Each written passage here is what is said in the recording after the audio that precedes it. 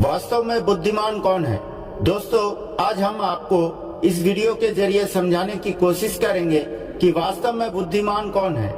महात्मा गौतम बुद्ध के जीवन में घटी हुई एक छोटी सी कहानी जो आपको समझाएगी कि वास्तव में बुद्धिमान व्यक्ति कौन है।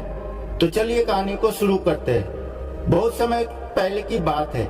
एक शहर में राजन नाम का एक लड़का रहा करता था। राजन बहुत तेज दिमाग वाला लड़का था और उसकी सबसे बड़ी खासियत ये थी कि वो किसी भी चीज को बहुत जल्द और आसानी से सीखने की क्षमता रखता था। जहाँ पर दूसरे लोगों को किसी भी काम को सीखने के लिए महीने या सालों लग जाते थे, वहीं पर राजन को किसी भी काम को सीखने में कुछ ही समय लगते थे। इस वजह से उसकी यश दूर दूर तक फैली हुई थी और कहा जाने लगा था कि उस राजन के जैसा बुद्धिमान तेज दिमाग वाला लड़का कोई नहीं है। परंतु राजन को यह पता था कि उसके अंदर कितनी क्षमता है। हर व्यक्ति जानता है कि उसके अंदर कितनी क्षमता है, चाहे वो बाहर से कुछ भी दिखने की कोशिश करता हो। राजन भी अंदर से बहुत परेशान था, लेकिन वो अपने अहंकार से अपने परेशानियों को ढककर रखा करता था। दोस्तों, आज के जमाने में ज्यादातर लोग ऐसे ही करते हैं। राजन अपनी यश को और बढ़ाने के लिए तरह तरह का काम सीखा किया करता था। वो चित्र बना सकता था, वो मूर्ति बना सकता था और वो गीत भी गा सकता था। वो दुनिया जहान का हर वो काम सीख चुका था जो उसने अब तक अपने जीवन में देखे हुए थे। इसलिए उसे अपनी बुद्धिमत्ता और ज्ञान पर अहंकार था, क्योंकि कोई भी साधारण आदमी एक काम कर सकता है या दो काम कर सकता है या ज्यादा से ज्यादा 3 काम को कर सकता है, परंतु वो तो सैकड़ों काम को कर सकता था और बहुत अच्छे से कर सकता था। इसलिए उसे अपनी बुद्धिमत्ता पर अहंकार था।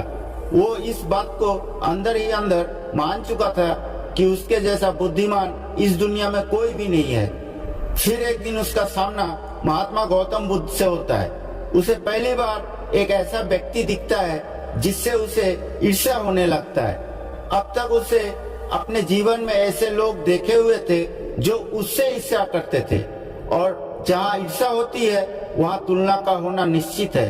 राजन अपनी तुलना गौतम बुद्ध के साथ करना शुरू कर देता है। राजन देखता है कि बुद्ध के पास तो सिर्फ एक भिक्षा का कटोरा है और उसके पास धन की कोई कमी नहीं है। बुद्ध के वस्त्र तो साधारण से थे, परंतु उसके वस्त्र बहुत कीमती है। बुद्ध तो जमीन पर नंगे पैर चलते, परंतु वो नंगे पैर नहीं चलता। इसी तरह से राजन सैकड़ों चीजों से गौतम बुद्ध के साथ अपनी तुलना करने लगता है, परंतु हर तुलना के बाद भी राजन को पता चलता है कि उसकी ईर्ष्या बुद्ध के प्रति 1% भी कम नहीं हुई है। राजन मन ही मन सोचता है कि मैं इस भिक्षु से अपनी तुलना क्यों कर रहा हूँ, जबकि मेरा जीवन इससे 100 गुना बेहतर है। यहाँ के लोग भी बुद्ध का सम्मान कर रहे, आखिर इसके अंदर ऐसा क्या है जो मुझ में नहीं है और जिसके कारण मेरे अंदर इसके प्रति ईर्ष्या होती है।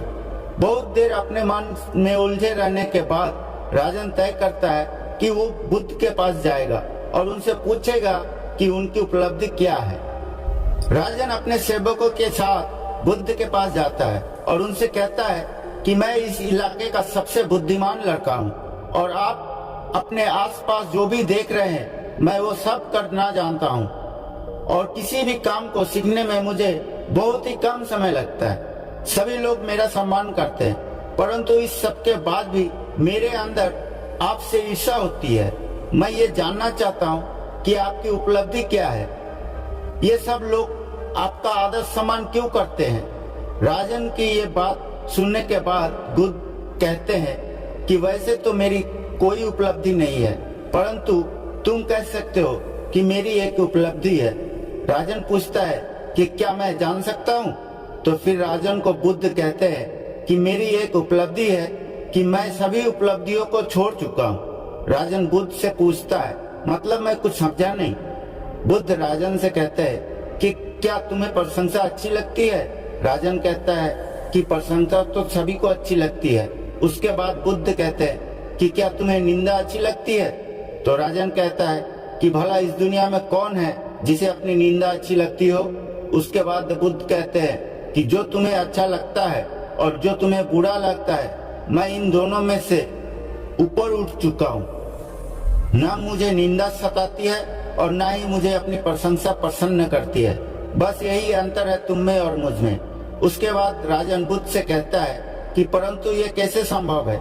बुद्ध मुस्कुराते हैं और राजन से कहते हैं कि तुमने सैकड़ों काम सीखे, लेकिन एक सबसे जरूरी काम को तुम न सीखना भूल गए।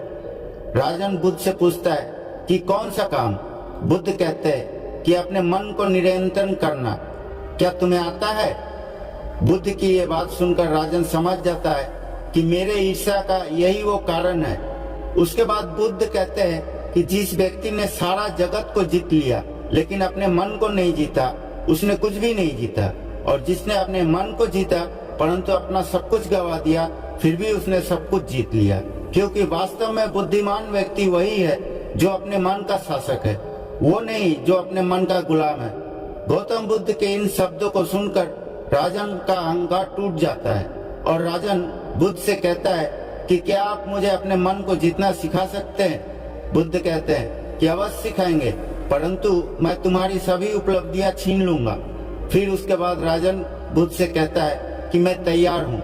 उस दिन के बाद राजन ध्यान करना शुरू कर देता है, क्योंकि ध्यान ही वो तरीका है जिससे आप अपने मन को अपने वश में कर सकते हैं। दोस्तों, वास्तव में बुद्धिमान व्यक्ति वही है जो अपने मन का शासक है, वो नहीं जो अपने मन का गुलामी करता है। बस कहानी यही तक थी।